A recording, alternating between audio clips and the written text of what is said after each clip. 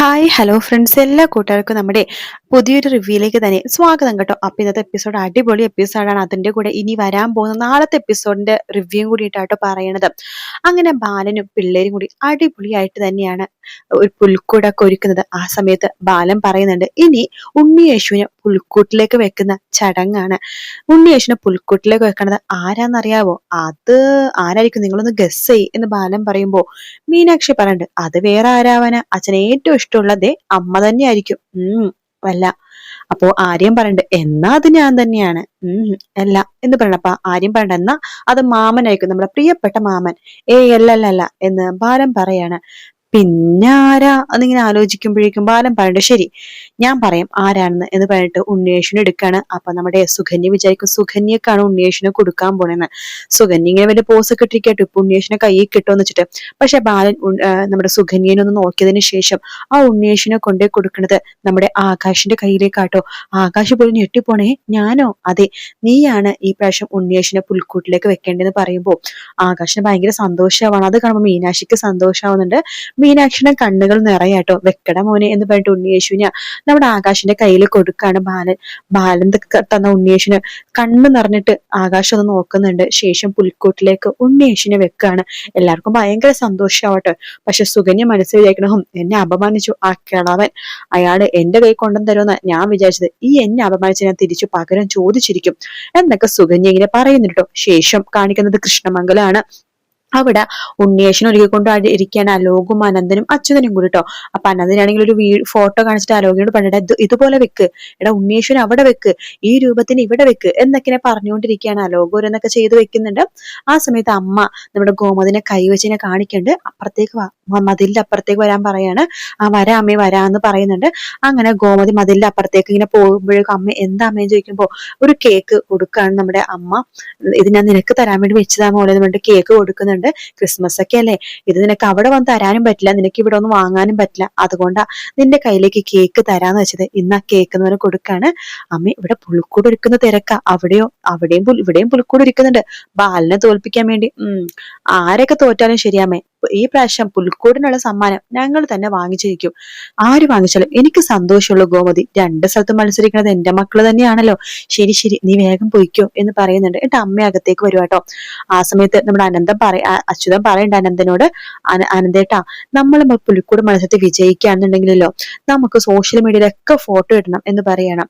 അപ്പൊ അനന്തൻ പറയണ്ട, എന്തിനാ ഫോട്ടോ മാത്രം ആക്കുന്നത്, നമുക്കേ നമ്മുടെ ബസ് സ്റ്റോപ്പിൽ വലിയൊരു ഫ്ലെക്സ് വെക്കാം എന്ന് പറയാ. അത് കൊള്ളാം എന്നൊക്കെ പറയാണ്.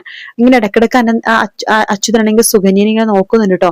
ശേഷം നമ്മുടെ പുൽക്കൂട് മത്സരത്തിലെ പുൽക്കൂടൊക്കെ സെറ്റ് ചെയ്തിട്ട് നമ്മുടെ മീനാക്ഷി മിത്രയൊക്കെ പറഞ്ഞിട്ട്, ഹാവു അടിപൊളിയായി എല്ലാം പുൽക്കൂട്, അതെ അതെ സൂപ്പർ പുൽക്കൂട് എന്ന് പറയുമ്പോ ബാലൻ പറഞ്ഞിട്ട്, അതെ സൂപ്പറൊക്കെ ആയിട്ടുണ്ട്, പക്ഷെ ഫസ്റ്റ് സമ്മാനം നമുക്ക് തന്നെ കിട്ടണം. അത് കിട്ടുവച്ചാ ഈ പുൽക്കൂട് കണ്ട നമുക്ക് തന്നെ അവർ ഫസ്റ്റ് പ്രൈസ് തരും.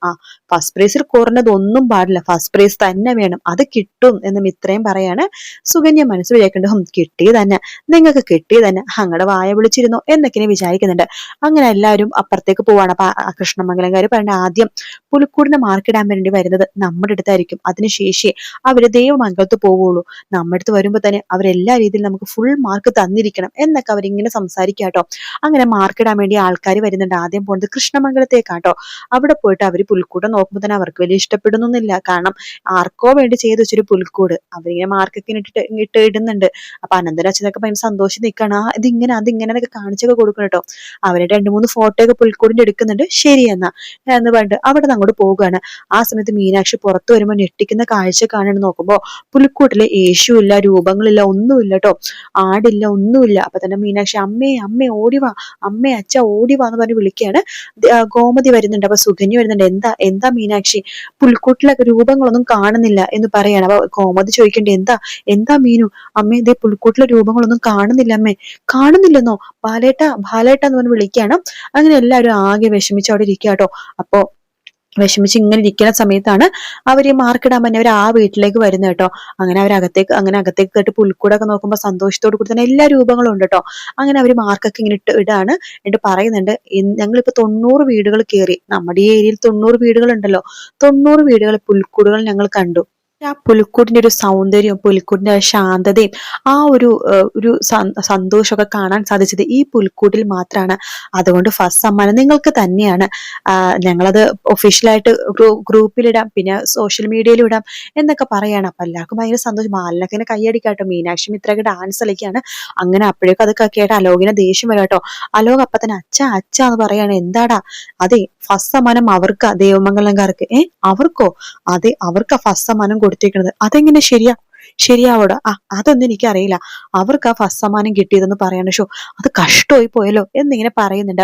അതിനുശേഷം ബാലൻ ഒരു ഫ്ലാഷ് ബാക്ക് പോലെ കാണിക്കുകയാണ്. ഇവര് വിഷമിച്ചിരിക്കുന്ന സമയമുണ്ടല്ലോ, ആ സമയത്ത് ബാലൻ ഒരു പെട്ടിയായിട്ട് അവിടേക്ക് വരുന്നുണ്ട്. എല്ലാരും എന്താ വിഷമിച്ചിരിക്കണം ചോദിക്കുമ്പോ പുൽക്കൂട്ടിലെ രൂപങ്ങളൊന്നും കാണുന്നില്ല. എനിക്കറിയായിരുന്നു കൃഷ്ണമംഗലംകാരി ഇതുപോലെ എന്തിനു ചതി ചെയ്യുമെന്ന്, അതുകൊണ്ട് 2 രൂപ ഞാൻ മേടിച്ചു എന്ന് ബാലൻ പറയാണ്. എന്നിട്ട് ബാലൻ ആ രൂപം ഗോമതിയുടെ കയ്യിൽ കൊടുക്കണാവൂ. ബാലേട്ടന്റെ ഒരു ബുദ്ധി എന്ന് ഗോമതി പറയണ്ട്. പക്ഷെ അത് ആകാശിന് ഇഷ്ടപ്പെടുന്നുണ്ട്. അപ്പൊ ആകാശ് മനസ്സിൽ വിചാരിക്കണം, ഞാൻ രൂപം വെക്കുമ്പോ തന്നെ എനിക്ക് തോന്നി അച്ഛൻ ഇതേപോലത്തെ എന്തെങ്കിലുമൊക്കെ കാണിക്കുമെന്ന് എന്നൊക്കെ ആണ് ആകാശ് വിചാരിക്കണം കേട്ടോ. സുകന്യാകെ ചമ്മി പോവാണ്. സുകന്യൊന്ന് ബാലൻ നോക്കുന്നുണ്ട് കേട്ടോ. അതിനുശേഷമാണ് രൂപങ്ങളൊക്കെ വെച്ചിട്ട് അവര് വന്നിട്ട് മാർക്ക് ഇടുമ്പോൾ രൂപങ്ങളെല്ലാം കണ്ടത് കേട്ടോ. അപ്പൊ ആ ഒരു ഭാഗമാണ് നമ്മൾ ഇന്നത്തെ എപ്പിസോഡിൽ കണ്ടത്. അപ്പോൾ നമ്മൾ നാളെ കാണാൻ പോകുന്നത് വെച്ച് കഴിഞ്ഞാല് നമ്മുടെ ധർമ്മനും അതുപോലെ തന്നെ സുകന്യയും കൂടി ഹണിമൂണിന് പോകുന്നുണ്ട്. അപ്പൊ 50,000 രൂപ ബാലൻ കൊടുക്കണത്. ഹണിമൂണിന് പോകുമ്പോ അവിടെ നിൽക്കണം, പിന്നെ ഭക്ഷണം കഴിക്കണം, പിന്നെ സാധനങ്ങളൊക്കെ വാങ്ങണമല്ലോ. അപ്പൊ തേക്കടി നമ്മൾ തൊട്ടടുത്താണ്, എന്നാലും 50,000 രൂപ കൊടുക്കുന്നുണ്ട്. എന്നിട്ട് എന്തെങ്കിലും ചെലവും കാര്യങ്ങളും വേണമെങ്കിൽ പറഞ്ഞാൽ മതി എന്നൊക്കെ പറഞ്ഞാണ് പൈസ കൊടുക്കുന്നത് കേട്ടോ. അപ്പൊ പോണ സമയത്ത് ആര്യനും അതുപോലെ തന്നെ ആനന്ദും പറയുന്നുണ്ട്, മാമന്റെയും ചേച്ചിയുടെയും ഇപ്പൊ ഇടയിൽ ഒരു മതിൽക്കെട്ടുണ്ട്, ആ മതിൽക്കെട്ട് പൊളിയണം, പരസ്പരം മനസ്സിലാക്കി വിശ്വാസത്തോടെ നിങ്ങൾ തിരിച്ചു വരണം എന്നൊക്കെ പറഞ്ഞ് ഉപദേശങ്ങളൊക്കെ ധർമ്മന കൊടുക്കുന്നുണ്ട്. അപ്പൊ ധർമ്മനും ശരിയാണ്, ഒരു മതിൽക്കെട്ട് ഉണ്ടല്ലോ, സംസാരിച്ചതൊക്കെ നേരെയാക്കണമെന്ന് ധർമ്മനും വിചാരിക്കുകയാണ്. അങ്ങനെ ബാലനാണെന്നുണ്ടെങ്കിൽ പിന്നെ കാണിക്കുന്ന ബാലൻ ആലോചിക്കുകയാണ്, ഈ സുകന്യ ഈ രൂപങ്ങൾ എടുത്തു മാറ്റുന്ന ബാലന് നേരത്തെ തോന്നിയായിരുന്നു കേട്ടോ. കാരണം സുകന്യ നേരത്തെ മറ്റേ അച്യുതനോട് പോയി സംസാരിക്കുന്നതൊക്കെ തന്നെ ബാലൻ കണ്ടിട്ടുണ്ടായിരുന്നു. അതുകൊണ്ട് തന്നെ ബാലനെ അറിയാൻ ഇവിടെ എന്തെങ്കിലും പുലിക്കൂട്ടിലൊരു മറിമായോ സംഭവിക്കുമെന്ന്. അതുകൊണ്ട് തന്നെ ബാലനെല്ലാം കണ്ടിരിക്കുകയായിരുന്നു. പുലിക്കൂട്ടിൽ രൂപങ്ങളൊക്കെ മാറ്റിയത് സുകന്യാണെന്ന് ബാലന് നന്നായിട്ട് അറിയാം. പക്ഷെ ബാലൻ അത് ഇപ്പൊ പറയില്ല കേട്ടോ. കാരണം ധർമ്മന് വിഷമമാകും. ധർമ്മന്റെ കല്യാണം കഴിഞ്ഞല്ലേ ഉള്ളൂ.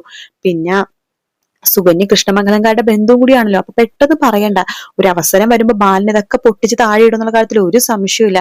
സുകന്യ ഇനി ഒരുപാട് കാര്യങ്ങൾ ഇനി ചെയ്യാൻ കിടക്കുന്നേ ഉള്ളൂ കേട്ടോ. അപ്പൊ ആ സമയത്താണ് ബാലന് ഈ കാര്യങ്ങളൊക്കെ തുറന്നു പറയാം. അന്ന് പുൽക്കൂട്ടിലെ രൂപങ്ങൾ എടുത്ത് മാറ്റിയത് ഈ സുകന്യയാണെന്നുള്ള സത്യം തുറന്നു പറയാൻ പോകുന്നത് അപ്പോഴായിരിക്കും കേട്ടോ. എന്തായാലും നല്ല അടിപൊളി എപ്പിസോഡാണ് ഇനി അങ്ങോട്ട് വരാൻ പോകട്ടോ. ഈ സുകന്യ വരുമ്പോൾ തമിഴിൽ നല്ല രസമുണ്ട്. ഈ ധർമ്മന്റെ രസം വെച്ചാൽ അങ്ങനെയല്ല, ഒരു ഇളക്കോ ഒരു കഥയിൽ മൊത്തത്തിലൊരു മാറ്റമുണ്ട്. അപ്പൊ ഇതില് മലയാളത്തിൽ അതേ ഒരു മാറ്റം സംഭവിക്കുന്നുണ്ട്. അതുകൊണ്ടിട്ടാണല്ലോ ഈ ഒരു ക്യാരക്ടർ വന്നപ്പോൾ തന്നെ ആ കഥ ഒരു ചേഞ്ച് ആയത്. എന്തായാലും നല്ല എപ്പിസോഡ്സ് ആണ് ഇനി വരുന്നത്. വീഡിയോ ഇഷ്ടപ്പെട്ടാൽ ലൈക്ക് ചെയ്യുക, സബ്സ്ക്രൈബ് ചെയ്യുക, കമന്റ് ചെയ്യുക. മറ്റൊരു വീഡിയോ കാണാം. Take care, bye bye.